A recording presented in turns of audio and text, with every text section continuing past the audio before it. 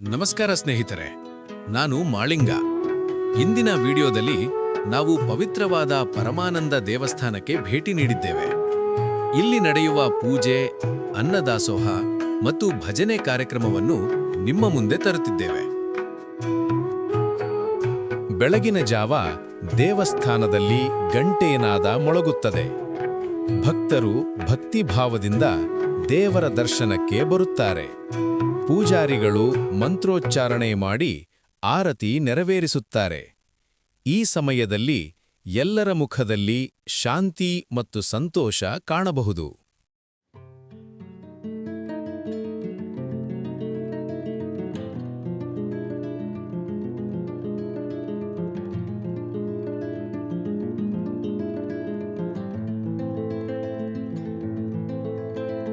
ಪೂಜೆಯ ನಂತರ ಅನ್ನದಾಸೋಹ ಆರಂಭವಾಗುತ್ತದೆ. ಅನ್ನದಾನವು ನಮ್ಮ ಸಂಸ್ಕೃತಿಯಲ್ಲಿ ಅತ್ಯಂತ ಪುಣ್ಯ ಕಾರ್ಯ. ಇಲ್ಲಿ ಯಾರಿಗೂ ಭೇದವಿಲ್ಲ. ಶ್ರೀಮಂತರಾಗಲಿ ಬಡವರಾಗಲಿ ಎಲ್ಲರೂ ಒಂದೇ ಸಾಲಿನಲ್ಲಿ ಕುಳಿತು ಪ್ರಸಾದ ಸ್ವೀಕರಿಸುತ್ತಾರೆ. ಸ್ವಯಂ ಸೇವಕರು ಪ್ರೀತಿ ಮತ್ತು ಸೇವಾಭಾವದಿಂದ ಅನ್ನವನ್ನು ವಿತರಿಸುತ್ತಾರೆ.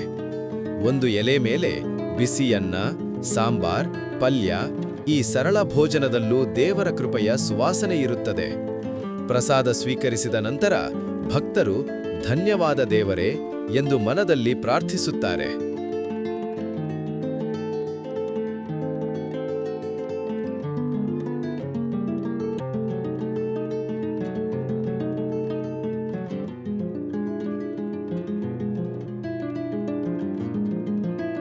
ಸಂಜೆ ವೇಳೆಗೆ ದೇವಸ್ಥಾನದಲ್ಲಿ ಭಜನೆ ಆರಂಭವಾಗುತ್ತದೆ.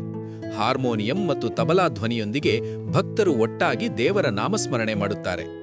ರಾಮ ರಾಮ ಜಯ ರಾಜಾರಾಮ, ಹರಿನಾಮವೇ ಪರಮಾನಂದ.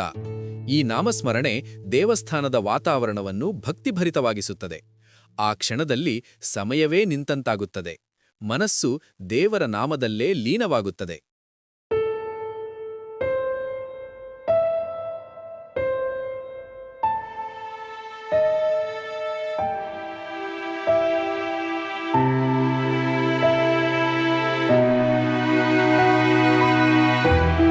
ಪರಮಾನಂದ ದೇವಸ್ಥಾನದಲ್ಲಿ ನಡೆಯುವ ಪೂಜೆ, ಅನ್ನದಾಸೋಹ ಮತ್ತು ಭಜನೆ ಕಾರ್ಯಕ್ರಮವು ನಮ್ಮ ಸಂಸ್ಕೃತಿ ಮತ್ತು ಭಕ್ತಿಯ ಪ್ರತೀಕ.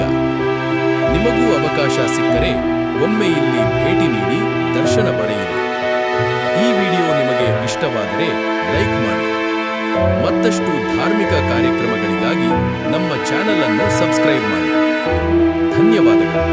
ಜೈ ಶ್ರೀರಾಮ್.